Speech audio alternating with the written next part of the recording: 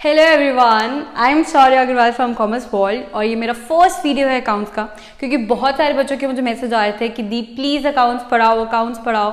तो मैंने उनसे पूछा कि क्या मुश्किल आ रही है अकाउंट्स में, सबसे क्या मुश्किल क्या है। तो they told me one thing, almost बच्चों ने यही चीज़ बोली कि हमारे अकाउंट्स के बेसिक्स ही क्लियर नहीं है। तो मैंने सोचा कि सबसे पहला वीडियो जो मैं बनाऊंगी अपना अकाउंट्स का, that will be basics of accounting, कि इसमें मैं बताऊंगी कि किन अकाउंट्स को हम डेबिट करते हैं और क्रेडिट करते हैं मॉडर्न अप्रोच से। तो अगर आप मेरे चैनल पे नए हैं या अब तक आपने मेरा चैनल सब्सक्राइब नहीं किया है तो जल्दी से मेरे चैनल को सब्सक्राइब कर दीजिए, और अगर आपको ये वीडियो पसंद आए तो इसे लाइक करना नहीं भूलना। तो let's start with the first video of accounts, that is basics of accounting, what to debit और credit.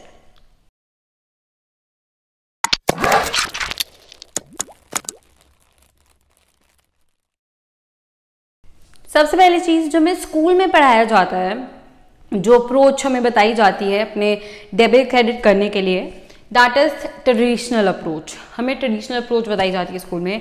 Debit what comes in, credit what goes out, debit the receiver, credit the giver, debit all expenses, credit all gains, nominal account, real account, personal account, है ना। यही 3 चीज़ें हैं और इन्हीं के 3 rules हैं जो हम नहीं समझने वाले हैं इस वीडियो में। इस वीडियो में हम ट्रेडिशनल अप्रोच नहीं लेंगे, क्योंकि ये अप्रोच पढ़ के हम सब बोर हो गए और ये अप्रोच समझ नहीं आती है। हम मॉडर्न बच्चे और हमें मॉडर्न अप्रोच चाहिए, तो इसलिए जो हम सीखेंगे वो है हमारी मॉडर्न अप्रोच। हम ये समझेंगे कि कब हमने डेबिट करना है, कब हमने क्रेडिट करना है मॉडर्न अप्रोच से, ठीक है। तो इसमें जो आपको समझने की जरूरत है वो है क्लियर। क्या समझने की जरूरत है? Clear, CLEAR, clear. दिमाग क्लियर कर लो, अपने दिमाग में क्लियर भर लो। क्लियर बेसिकली है क्या? C for capital, L for liability, E for expenses, A for assets और R फॉर रेवेन्यू।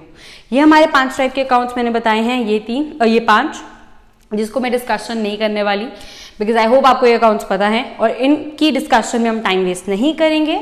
जो समझने वाला है वो ये है कि कब हमें किस अकाउंट को डेबिट करना है और किस अकाउंट को क्रेडिट करना है। अब ये जो 3 अकाउंट्स हैं हमारे, कैपिटल, लाइबिलिटीज और रेवेन्यू, ठीक है। इन 3 अकाउंट्स में जो याद रखने की जरूरत है वो है DI। क्या याद रखेंगे इसमें हम? DI। और एक्सपेंसेस और एसेट्स में हमें याद रखने की जरूरत है ID, ठीक है। ID और DI। क्या चीज है DI? DI is decrease increase. तो कैपिटल, लाइबिलिटीज और रेवेन्यूज में जो हम याद रखेंगे दैट इज डिक्रीज इंक्रीज, और एक्सपेंसेस और एसेट्स में जो हमें याद रखने की जरूरत है वो है इंक्रीज डिक्रीज। अब इस चीज का मतलब क्या हुआ, दैट इज इंपॉर्टेंट। इसको मैं रब कर रही हूँ ताकि इजीली हम समझ सके। अच्छा, अकाउंट्स के पेपर में प्रेजेंटेशन मैटर करती है, किसी भी पेपर में प्रेजेंटेशन मैटर करती है यार। और अकाउंट्स के पेपर में आप प्रेजेंटेशन कैसे अच्छी कर सकते हो? फॉर्मेट बना के। तो फॉर्मेट बनाना कभी मत भूलना, अच्छे से फॉर्मेट बनाना अपने पेपर में।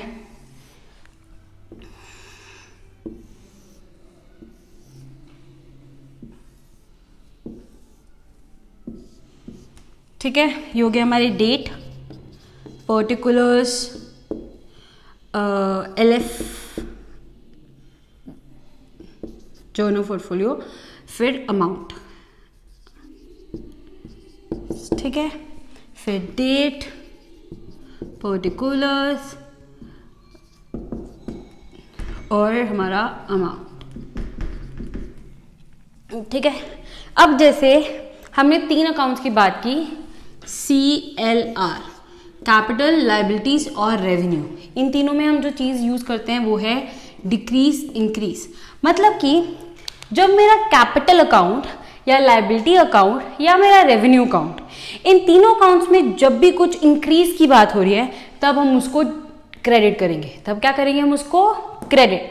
और जब भी हम उसको डिक्रीज की बात हो रही है तब हम उसको करेंगे डेबिट, ठीक है। तो जब डिक्रीज होगा तब डेबिट, और जब इंक्रीज होगा तब क्रेडिट। ओके, अब इधर हम एग्जांपल लेते हैं। जैसे कैपिटल अकाउंट है तो क्वाइट ऑब्वियस कैपिटल अकाउंट की, अब हमने बोला जब कैपिटल अकाउंट, अब फॉर एग्जांपल हमने नया बिजनेस स्टार्ट किया और श्यामलाल ने कैपिटल अपना कुछ कैश दिया कैपिटल के लिए, ठीक है। तो इसकी एंट्री क्या होगी, हमने बोला जैसे ही मेरा कैपिटल इंक्रीज करेगा तो हमने उसको क्या करना है, क्रेडिट। तो टू श्यामलाल कैपिटल अकाउंट, ये तो हमें पता चल गया। तो डेबिट क्या करेंगे, हमारे पास आया क्या है, कैश, तो cash account debit to Shyamlal capital account. तो अगर यहां पे हम श्यामलाल का कैपिटल अकाउंट बना रहे हैं, कैपिटल अकाउंट बना रहे हैं, तो अभी हमने बोला कि अगर मेरा कैपिटल अकाउंट इंक्रीज हो रहा है, मेरा कैपिटल, मेरी लायबिलिटी बढ़ रही है, मतलब मेरा कैपिटल बढ़ रहा है। कैसे बढ़ रहा है कैपिटल, क्योंकि श्यामलाल ने पैसा लाया तो मेरा कैपिटल इंक्रीज हुआ। तो अभी हमने बोला कि जब भी मेरा कैपिटल इंक्रीज करेगा तो हम उसको करेंगे क्रेडिट। तो यहाँ पे क्या आ जाएगा, बाय कैश, है ना, और यहाँ पे अमाउंट हमने क्रेडिट किया। Is it clear. अब हम किसी और चीज की एग्जांपल लेते हैं, जैसे कि हमने लायबिलिटीज में हम एग्जांपल लेते हैं क्रेडिटर्स की, अपने क्रेडिटर्स की। कौन हुए क्रेडिटर्स, जिनसे हमने परचेजेस किए और उनको भी पैसा देना है, ये हमारी लायबिलिटी है, उनको आगे जाके पैसा देना है ना। तो मेरे क्रेडिटर्स कौन हुए, मेरे क्रेडिटर्स मेरी लायबिलिटी हुई। तो अभी मैंने बात की, सपोज हमने कुछ परचेजेस की, ठीक है, और मैंने क्रेडिट परचेजेस की, तो मतलब कि मेरे क्रेडिटर्स इंक्रीज हुए, मैंने अभी उनको पेमेंट देनी है। तो जब मेरे क्रेडिटर्स इंक्रीज हुए, जब मेरी लायबिलिटी इंक्रीज हुई, तो मैं उसको क्या करूंगी, क्रेडिट। तो क्या हुआ, मैंने किए परचेजेस, मैंने क्या की, परचेजेस की, तो परचेजेस अकाउंट डेबिट हो जाएगा, और क्रेडिट क्या होगा, मेरी लायबिलिटी, क्योंकि मेरी लायबिलिटी इंक्रीज हुई है, टू क्रेडिटर्स, ठीक है। तो क्रेडिटर्स अकाउंट में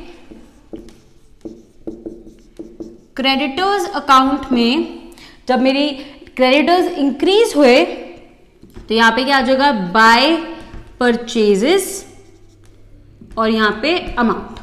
अब सपोज मैंने अपने क्रेडिटर्स को पैसे दिए,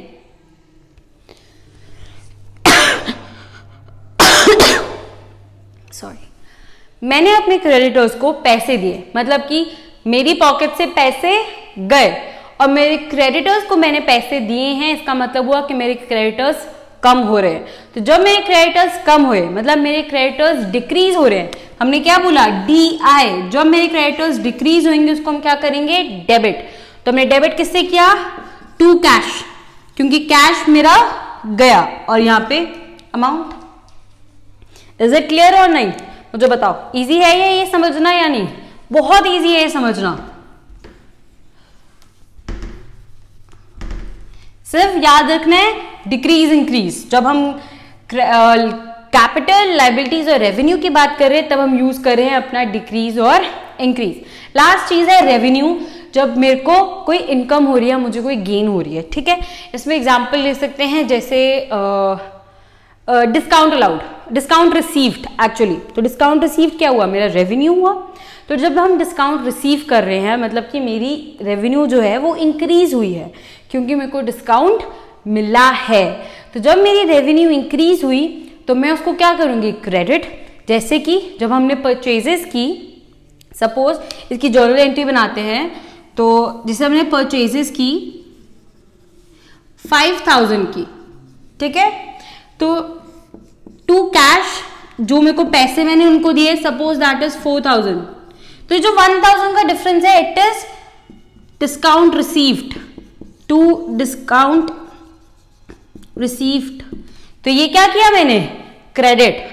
तो जैसे ही मेरे रेवेन्यू इंक्रीज हुआ तो इसको मैंने लिखा अपने क्रेडिट साइड में।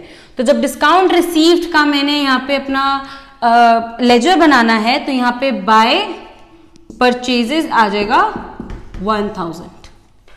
Is it clear. अगर आपको अभी भी कोई डाउट हो तो प्लीज मुझे कमेंट्स में बताइए, या मुझे मेरे इंस्टाग्राम पेज पे डीएम कीजिए। मैं I promise I will reply to you, और आपके सारे डाउट्स हम क्लियर करेंगे। जो दूसरी चीज है वो है assets and expenses. Assets and expenses, इसका एक ही हम उसमें कर सकते हैं, जैसे मशीनरी अकाउंट और डेप्रिसिएशन अकाउंट। जैसे मेरे पास एक मशीन है, उस पर मुझे डेप्रिसिएशन लगानी है, तो मशीन क्या हुई, मशीन मेरा हो गया जी एसेट, और डेप्रिसिएशन क्या है, डेप्रिसिएशन होगी मेरी एक्सपेंस, क्योंकि it is cost charge against my assets, इसलिए ये क्या होगी हमारी एक्सपेंस। तो जब मैंने डेप्रिसिएशन चार्ज कर रहे हैं, अब मुझे बताओ इसका फॉर्मूला जो मैंने बताया वो बताया हमने इंक्रीज डिक्रीज। अब मुझे बताओ, अब मैंने एसेट से मेरी मशीनरी में मैंने डेप्रिसिएशन लगानी है, तो मेरी एसेट की वैल्यू बढ़ेगी या घटेगी? मेरी एसेट्स की वैल्यू घटेगी, तो इसका मतलब मेरा एसेट जो है वो क्या हो रहा है, डिक्रीज। ठीक है, अब मैंने एक्सपेंसेस, जब मैंने डेप्रिसिएशन लगाया, तो डेप्रिसिएशन मैंने लगाया है ना, तो मेरे को तो एक्सपेंस हुआ है, तो मतलब कि मेरा एक्सपेंस क्या हुआ, इंक्रीज हुआ, तो मेरा एक्सपेंस हुआ इंक्रीज। इतनी बात समझ आ गई। जब मेरा एक्सपेंस इंक्रीज हो रहा है, मैंने जब बोला कि इधर हम इंक्रीज डिक्रीज लगाएंगे, अगर इंक्रीज हुआ तो हम डेबिट करेंगे और अगर डिक्रीज हुआ तो हम क्रेडिट करेंगे। ठीक है, तो अब जैसे मेरा एक्सपेंस मतलब मेरा डेप्रिसिएशन मैंने लगाई वो इंक्रीज हो रही है, तो डेप्रिसिएशन इंक्रीज होने का मतलब क्या हुआ, हम क्या करेंगे, इंक्रीज हो रही है तो हम क्या करेंगे, डेबिट। तो यहां पे क्या आ जाएगा, डेप्रिसिएशन अकाउंट डेबिट। और डेप्रिसिएशन हम किस पे लगा रहे हैं, मशीनरी पे। मशीनरी मेरा एक एसेट है जो डिक्रीज हो रहा है, जो क्या हो रहा है, डिक्रीज, और जब डिक्रीज होगा तो हम उसको क्या करेंगे, क्रेडिट। तो यहां पे क्या आ गया मेरा, टू मशीनरी, और जितनी वैल्यू से हम डेप्रिशिएट करेंगे वो हमारे अकाउंट में आ गया। ठीक है ना।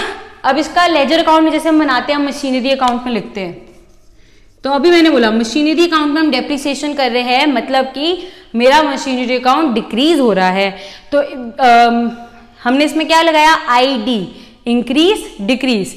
तो जब मैं डिक्रीज की बात कर रही हूं, मतलब कि हम क्रेडिट करने वाले हैं, तो लेजर अकाउंट में क्या होगा, यहाँ पे बाय डेप्रिसिएशन। और डेप्रिसिएशन में जब डेप्रिसिएशन अकाउंट बनाएंगे तो उधर क्या आ जाएगा, टू मशीनरी। अब मुझे बताओ क्या ये मुश्किल था? So guys, that's it, and if you are new to my channel, don't forget to subscribe to my YouTube channel and give me a thumbs up.